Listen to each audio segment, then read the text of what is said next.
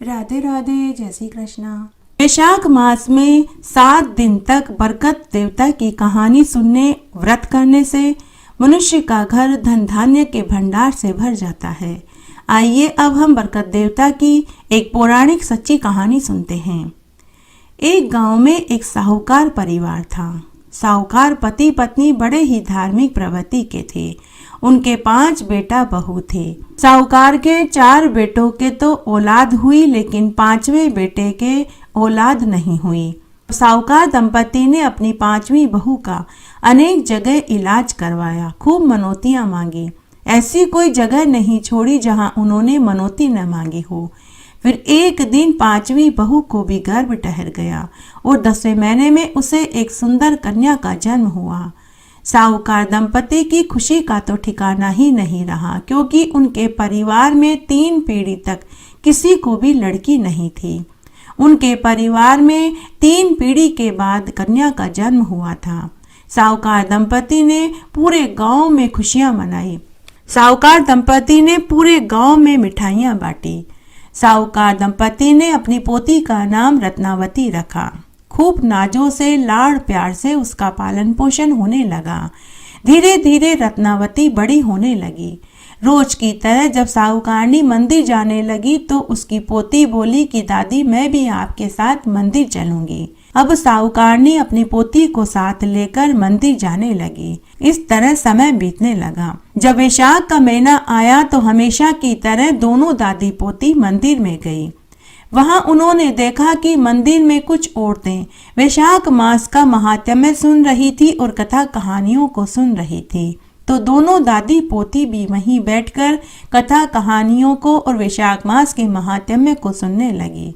एक दिन मंदिर में एक औरत ने बरकत देवता की कहानी सुनाई और कहा कि वैशाख मास में 7 दिन तक बरकत देवता की कहानी को सुनने, 7 दिन बाद व्रत का उद्यापन करने से घर में अन्न धन के भंडार भरते हैं, घर में हमेशा बरकत रहती है। तब साहूकारनी ने भी 7 दिन तक व्रत किया, 7 दिन तक कहानी सुनी और 8वें दिन व्रत का उद्यापन कर दिया। कहानी दोनों दादी पोती ने सुनी थी, लेकिन उद्यापन सिर्फ साहूकारनी ने ही किया। इस तरह देखते देखते समय बीतने लगा। कुछ ही वर्षों में रत्नावती विवाह योग्य हो गई। तब दादा दादी ने अपनी लाडली पोती के लिए बहुत अच्छा घरवर ढूंढा। खूब धूमधाम से रत्नावती का विवाह किया गया। खूब दान दहेज दिया गया। शादी के बाद रत्नावती जब ससुराल में आई तो सभी बहुत खुश थे। ससुराल में 4 जनों का छोटा सा परिवार था। सास, ससुर, रत्नावती और उसका पति। सास खाना बनाती थी और रत्नावती झाड़ू बुहारी का काम करती थी। सास खाना बनाने के बाद पहले अपने पति को और पुत्र को खिलाती, फिर खुद खाती और बचा हुआ खाना बचा कुचा कढ़ाई की खुरचन निकालकर थाली में परोस कर रख देती।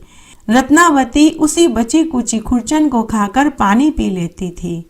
धीरे धीरे रत्नावती कमजोर पड़ने लगी। तब एक दिन रत्नावती के पति ने अपनी पत्नी से पूछा कि हम घर में सिर्फ 4 जने हैं, घर में किसी चीज की कोई कमी भी नहीं है, फिर तुम दिनों दिन कमजोर क्यों होती जा रही हो? तुम्हें किस बात का दुख है, मुझे बताओ। तब रत्नावती अपने पति से बोली कि आपकी माँ आप सभी को भर पेट भोजन खिलाती है और मुझे बची कुची कढ़ाई की खुरचन परोस कर देती है। मुझे खाने को ही नहीं मिलता तो कमजोर और थक तो जाऊंगी ही। तब उसके पति ने कहा कि मेरी माँ ऐसा क्यों करेगी? ऐसा करना, कल से तुम मेरी थाली का भोजन करना, मैं तुम्हारा परोसा हुआ भोजन खाऊंगा। दूसरे दिन से रत्नावती का पति कोई न कोई बहाना बनाकर खाने की थाली को खुद के कमरे में लाने लगा। कभी कहता मेरे सिर में दर्द है, कभी कहता मुझे अभी भूख नहीं है, बाद में खाऊंगा। इस तरह अच्छा खाना अब रत्नावती खाने लगी और खुरचन व बचा कुचा खाना रत्नावती का पति खाने लगा। धीरे धीरे रत्नावती के पति का भी स्वास्थ्य बिगड़ने लगा। रत्नावती का पति कमजोर पड़ने लगा। तब रत्नावती की सास अपने बेटे से बोली कि बेटा, मैं तुझे रोज अच्छे से अच्छा खाना खाने को देती हूँ, फिर भी तू दिन पर दिन कमजोर क्यों होता जा रहा है? तब बेटा अपनी माँ से बोला कि माँ, मैं रोज बचा हुआ खाना जो तुम रत्नावती को परोसती हो वो खाता हूँ और मेरे हिस्से का खाना रत्नावती खाती है। जैसा खाना खाऊंगा शरीर भी तो वैसा ही होगा। माँ, हम ले देकर 4 जने हैं, तुम रत्नावती को खुरचन वाला खाना क्यों देती हो? वो भी किसी की बहन बेटी है। तब रत्नावती की सास ने घर की चाबी रत्नावती को सौंप दी और बोली कि बहू, आज से तुम खाना बनाओगी और घर का देखभाल भी तुम ही करोगी। अब हम आराम करेंगे। उस दिन रत्नावती ने ढेर सारा खाना बनाया, दाल, चावल, पूड़ी, हलवा, सब्जी। फिर उसने सबसे पहले सास ससुर को खिलाया, फिर पति को खिलाया।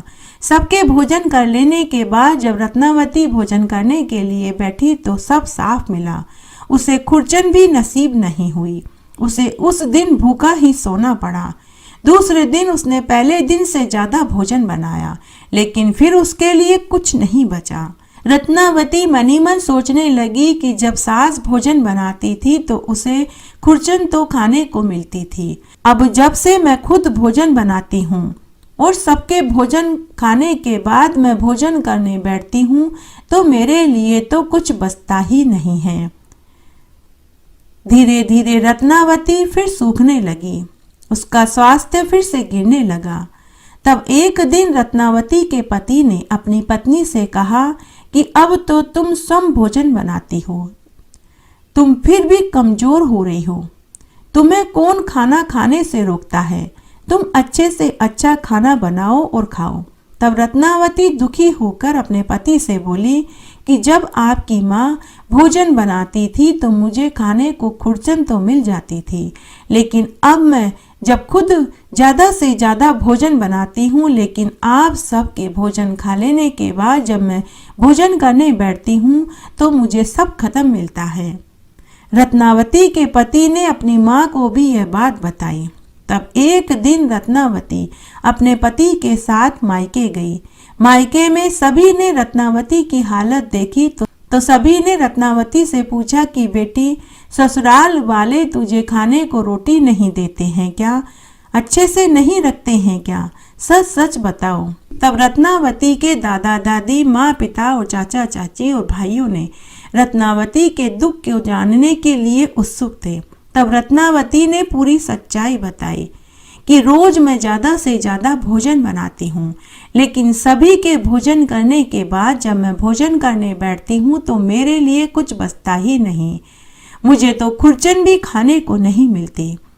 तब रत्नावती की दादी को पूरी बात समझ में आ गई।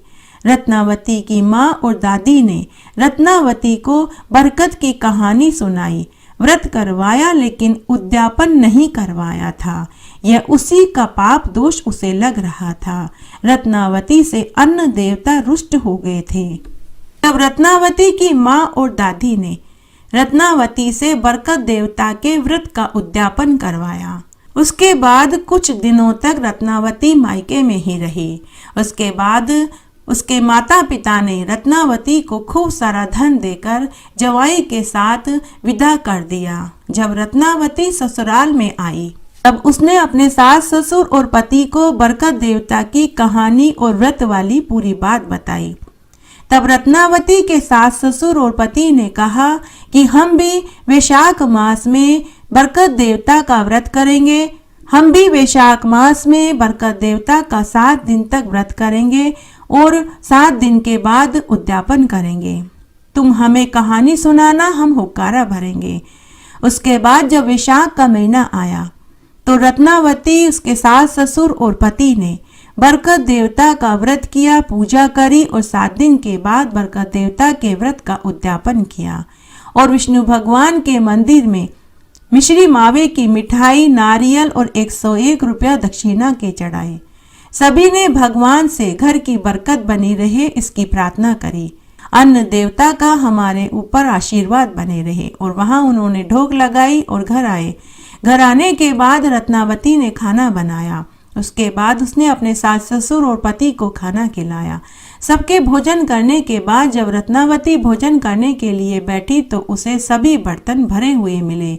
रत्नावती ने भर पेट भोजन खाया। रत्नावती के दिन अब अच्छे से गुजरने लगे। घर में खूब धन धान्य हो गया, उसके हाथ में भी बरकत आ गई।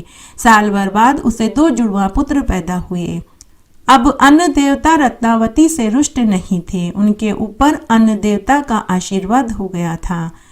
हे अन्न देवता, हे बरकत देवता, जैसे आपने रत्नावती के साथ पहले किया वैसे किसी के साथ मत करना, जैसे बाद में किया वैसे सबके साथ करना।